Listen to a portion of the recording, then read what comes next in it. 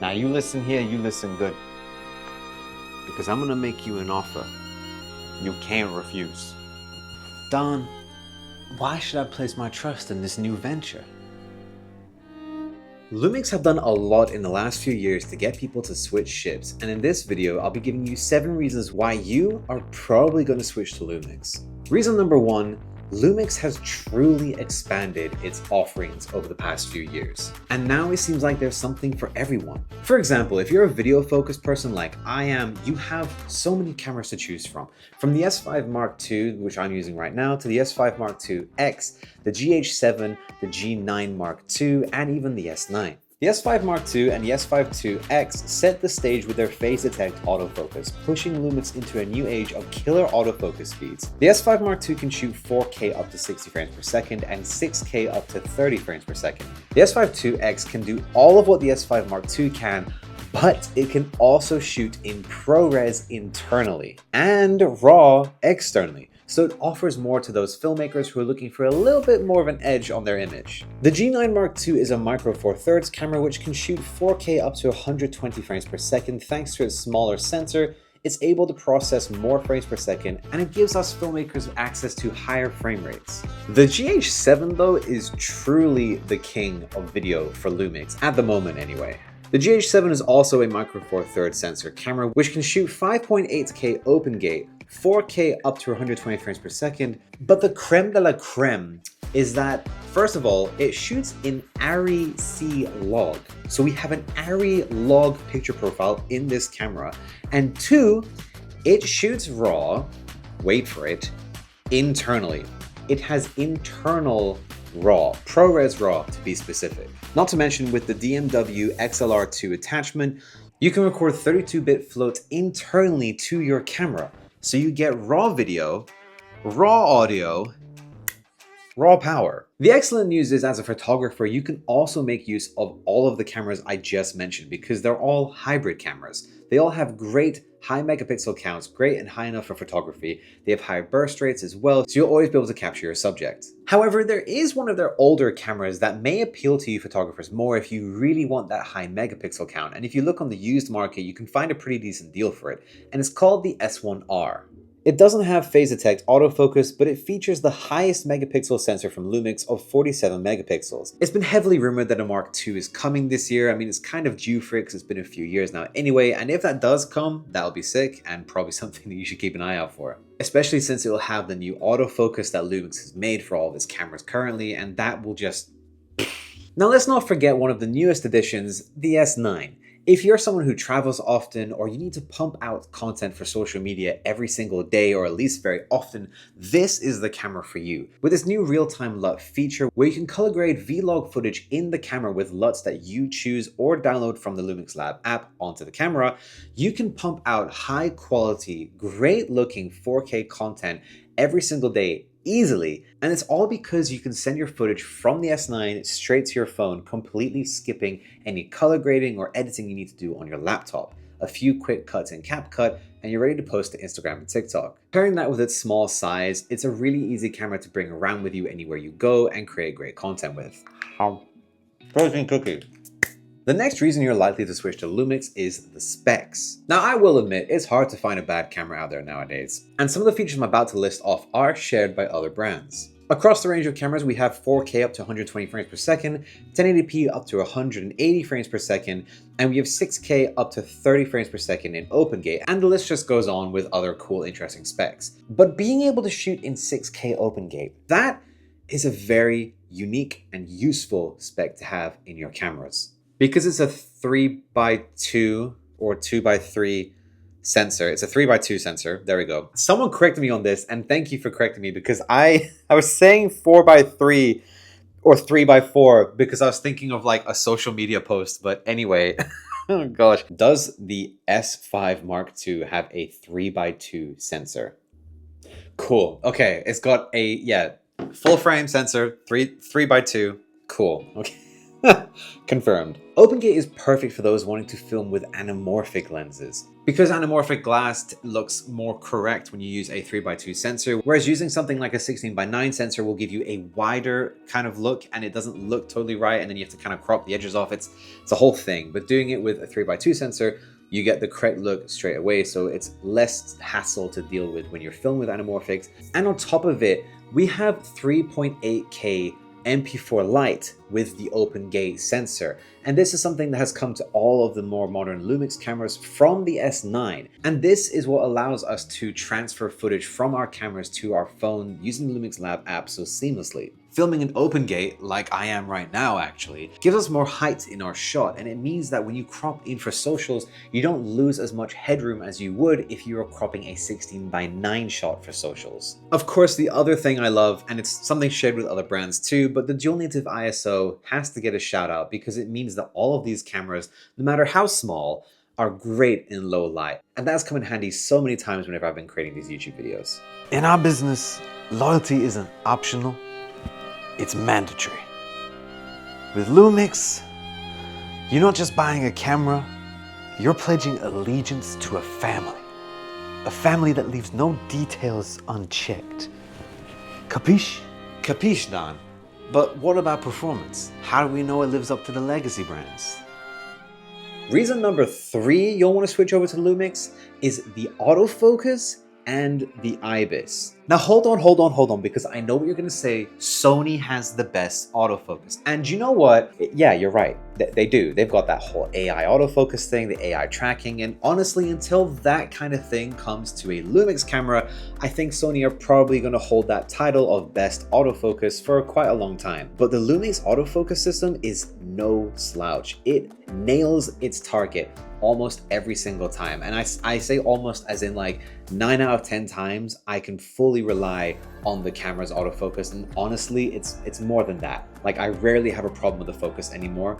It rarely loses the target whenever it's like tracking someone. And of course, tweak it so you can make it faster if you want it to keep up with you if you're moving a lot, or if you want it to look more cinematic and have like a slow focus rack for a more natural look. If you're making like a narrative film and you're using the autofocus, you can slow things down in the settings and do that. So it's totally customizable. Again, yes, like other brands have as well, but it's really, really good now. What makes it more exciting is that Lumix's autofocus used to be really bad because it was contrast based, like Sony's was once upon a time. It took Lumix a while to kind of catch up, but now that they're here, they're killing it with the autofocus. And then the other side to this coin is the IBIS. Now this is something I can confidently say is the best. It is the best IBIS of any brand. Even in standard IBIS mode, it's super duper smooth. But then you can turn on electronic IBIS, and then you can turn that electronic IBIS onto high, and you're basically you become a gimbal.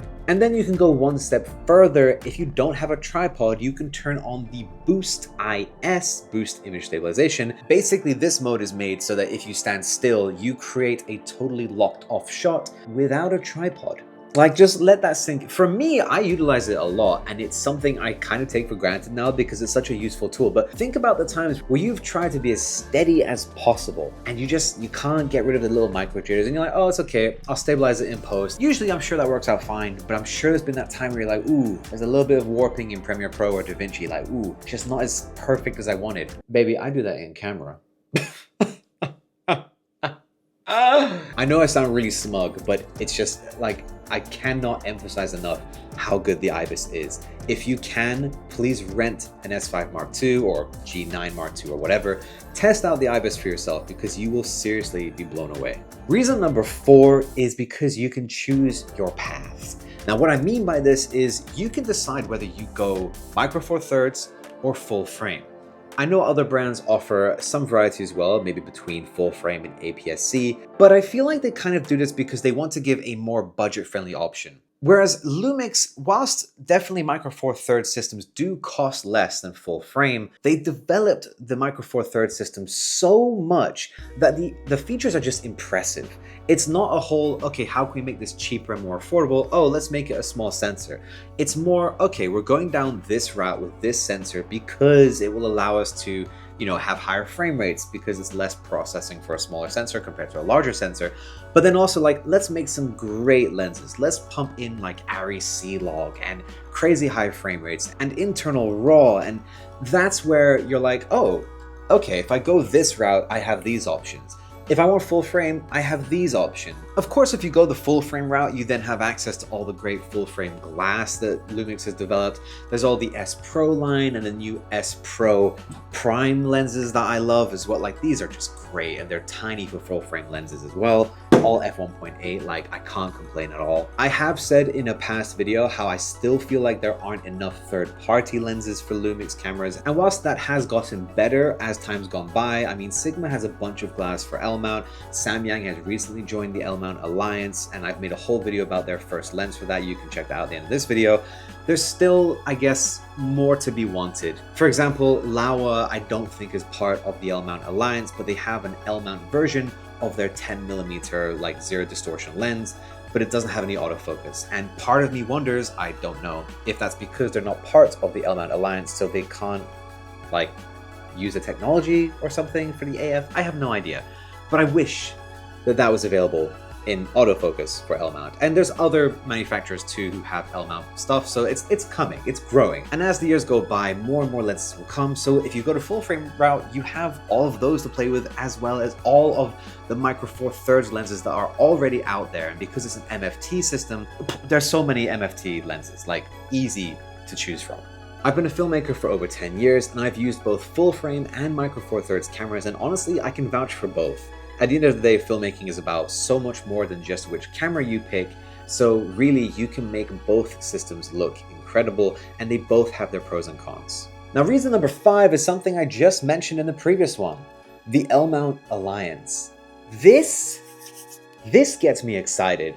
The L-mount Alliance guarantees that all L-mount lenses work with all L-mount cameras. This means that you can pick and choose which lenses and cameras you want from whichever brand suits you best in the Alliance, and then whatever combos you throw together, they will work together as if you bought them from the same company. I mean, imagine just buying like a set of lenses and whatever camera you were given for whatever you were filming or whatever camera you bought, they all just work together. Like, wouldn't that be amazing? But imagine if I could just keep all my lenses, and like as camera technology got better, you upgrade and like the lenses still work. And yeah, you can do that if you stay with the brand, and that's where the limitations come in.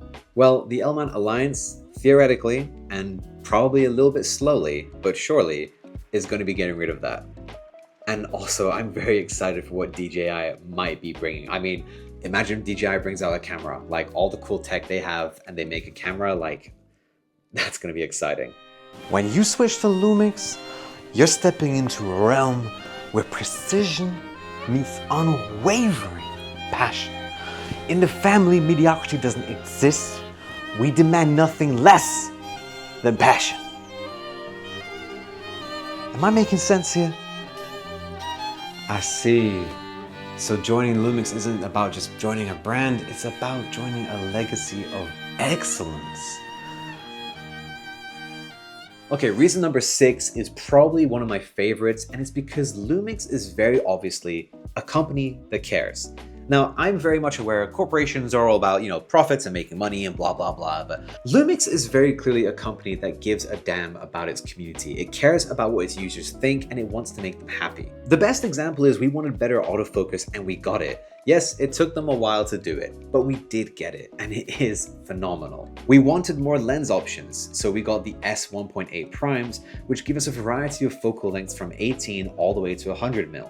When they released the S9, it had a bad choice of software in terms of it had a limitation of how long you could record for in different formats because there's no fan in the S9. The amount of complaints they got, they changed it. They released the firmware pretty quickly, and they appeased the community and gave them what they wanted. It fills me with confidence to invest into the Lumix and L-mount system because it's very clear to me that Lumix are developing across multiple areas: lenses, cameras, firmware, autofocus development, IBIS development, and probably a bunch more things I can't even think of. It gives me confidence that in another 5 years' time, when I'm still with Lumix, that my current cameras, which will by then be old, will still be supported, and be able to keep up with the newer cameras of that time. Okay, my final reason number 7, it might be a bit of a silly one, I'm not gonna lie, but it's kind of true. I mean, it is for me. It's the Lumix hype. It's exciting to be part of a growing community that has flourished so much more over the last few years. And like, I'm sure the Lumix diehards are like, oh, we've been doing this for like ages, man. What are you talking about? But for me, it seems like Lumix just kind of blew up out of nowhere. And then you look online and you see all this Lumix content coming out of late, and you're like, oh, this is really exciting. And that's just a nice reason to want to join the bandwagon and kind of get on board and see what all these other creators are talking about and how they're excited, and then that will make me excited, and we can just like, essentially, we're just having fun with cameras here. Like that's all this is. It's having fun with interesting specs that camera has and seeing what we can create with a system that we all like and share a unique experience with. It's been exciting for me to be a Lumix content creator, and as we're getting more toys pretty frequently, making content about it has just been really fun. I am a bit of a gearhead and I do enjoy talking about equipment as it is, and Lumix has been one of those brands that I've just enjoyed talking about, and also the response from you guys in the community, sharing your thoughts and teaching me things about stuff that I may have either made a mistake on, or I didn't know, or I never thought about trying with these cameras. It's really fun. It's just a great way to learn and share experiences about these cameras. I mean, these cameras are just so capable as well. Like, obviously, throw a stick and you'll hit a good camera. It's hard to find a bad camera nowadays. These cameras are so capable. So they give me that freedom to be as creative as I want and just do different things. Like if I want slow motion, I can do that. If I want an interesting aspect ratio, I can do that with OpenGate. If I want to just quickly get something posted onto Instagram, I can do that. The way that they feel in the hand, like everything about it, it's just fun. And obviously meeting other Lumix content creators one day will also be great to do. Exactly, Marco. Remember, you can either be an onlooker for the rest of your life, or you can join us. Join the Lumix family, and let's make some magic together. I trust your judgment, Don. I'm in. So those are the reasons why you should switch over to Lumix. I mean, they're at least the reasons that I did. And if you want to learn more about the cameras that I use in detail, check out these videos over here, and that lens one I mentioned earlier will be over there for you guys to watch as well. Don't forget to hit the like and subscribe button, and I'll see you in the next video.